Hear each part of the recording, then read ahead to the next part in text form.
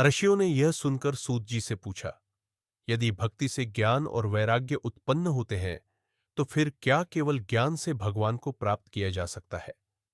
सूत जी ने कहा, ऋषियों, केवल ज्ञान भगवान की पूर्ण प्राप्ति नहीं करा सकता। ज्ञान मार्ग दिखाता है, परंतु भगवान तक पहुंचाने वाली शक्ति भक्ति है। और फिर उन्होंने भागवत का अगला श्लोक कहा, वासुदेव परा वेदा वासुदेव परा मखा, वासुदेव परा योगा वासुदेव परा क्रिया। सूत जी बोले, सभी वेद, सभी यज्ञ, सभी योग और सभी कर्मों का अंतिम लक्ष्य वासुदेव ही है। यदि मनुष्य भगवान को छोड़कर केवल ज्ञान में अटक जाए, तो वह पूर्ण सत्य तक नहीं पहुंच पाता।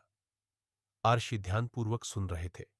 तभी उन्होंने दूसरा प्रश्न पूछा, यदि सभी मार्गों का अंतिम लक्ष्य भगवान ही है, तो फिर कुछ लोग भगवान को निर्गुण क्यों मानते हैं? सूत जी ने उत्तर दिया, क्योंकि वे भगवान के पूर्ण स्वरूप को नहीं समझ पाते। और फिर उन्होंने भागवत का अगला श्लोक कहा, वदन्ति तत् तत्त्वविदस्तत्त्वम् यज्ञानमद्वयम् ब्रह्मेति परमात्मेति भगवानिति शब्दते। सूत जी बोले, एक ही सत्य को कुछ लोग ब्रह्म कहते हैं, कुछ परमात्मा और कुछ भगवान, परंतु भगवान का स्वरूप पूर्णतम है।